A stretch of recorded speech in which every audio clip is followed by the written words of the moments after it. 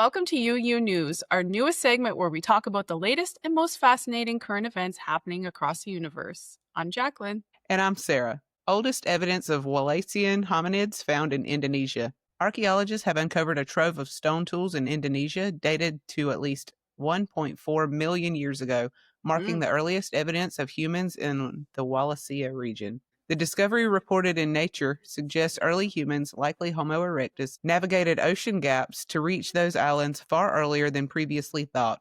The chipped stone tools were used for cutting animals and carving rocks. Dated using radioactive tracing, they predate known human presence on nearby Flores and Luzon by tens of thousands of years. The find hints at advanced seafaring skills among early hominids. The tools also raise questions about connections to the hobbit species Homo floresiensis found in Flores. While no human fossils were uncovered, further excavations may reveal more about these ancient islanders.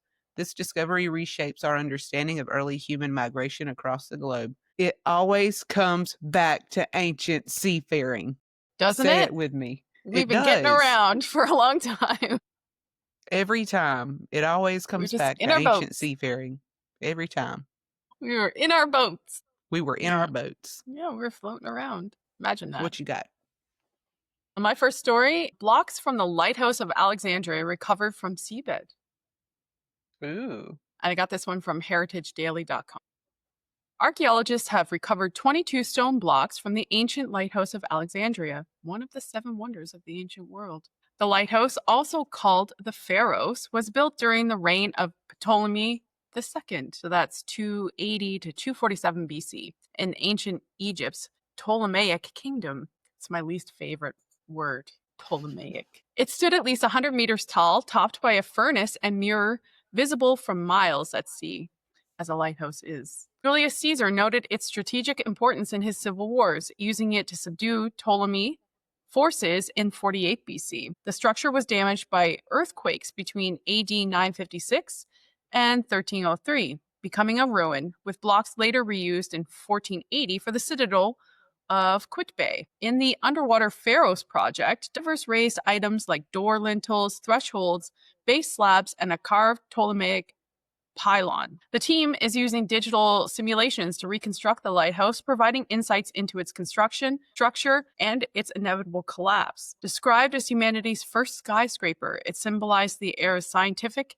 and artistic peak, enduring for over 1,600 years. This research fills gaps in the fragmented archaeological remains of the monument. The findings highlight ongoing efforts to preserve and understand ancient engineering marvels. I always think, because I've read so many stories about Cleopatra, I always wish I could see the Alexandrian harbor with the lighthouse and the library, Yep. I think it would have been something cool to see. What's your next story, girl? I have 2,500-year-old honeycombs found in an Italian shrine. I bet you they still tasted good. Hey, they might.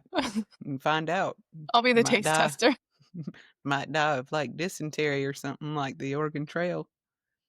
Archaeologists have identified ancient honeycombs in 2,500-year-old bronze jars unearthed in Italy, having a 70-year-old mystery. Discovered in 1954 at an underground shrine, the jars contained a sticky orange-brown residue long suspected to be honey. Using advanced mass spectrometry, researchers from the University of Oxford confirmed the presence of hexose sugars, royal jelly proteins, and beeswax, matching the modern honey's chemical signature. The jars, part of a 6th century BCE ritual offering, likely honored a deity or mythic founder. Copper ions in the bronze helped preserve the honey, offering a glimpse into ancient rituals where honey symbolized immortality. Published in the Journal of the American Chemical Society, the findings highlight the value of re-examining artifacts with modern techniques, shedding new light on ancient practices. Yeah, some old-ass honey. I would taste it. Just a little. I would just have to, I think, too. Honey carries traces of botulism, so good luck. You're going to need it. Okay, so my second story is DNA reveals female-centered society in 9,000-year-old Neolithic city of Katahoyuk. And this one's from archaeologymag.com. A recent DNA study reveals that Katahoyuk, a 9,000-year-old Neolithic settlement in central Turkey, had a female-centered society, the oldest confirmed by genetics. So It's not a theory, it's been confirmed. Occupied Nice. from 7100 to 6000 BCE, this proto-city near Konya spanned 32.5 acres and housed thousands in mud brick homes, accessed via rooftops. Known for murals and female figurines. Early excavations by James Millard in the 1960s suggested matriarchy based on artifacts, but later views leaned towards egalitarianism. An international team analyzed DNA from 131 skeletons, and findings show households organized around maternal lineages, with first-degree relatives buried together under floors. Girls and women received up to 5 times more grave goods than the males, indicating higher status or value within the society. Genetic continuity linked East and West mounds spanning centuries. This matrilineal structure resembles some modern Indigenous Australian groups. The study challenges egalitarian assumptions and prompts questions on the evolution of gender roles in Neolithic societies. Katahoyek's female-centered society highlights early human social dynamics in Western Asia and Europe. It was the girls.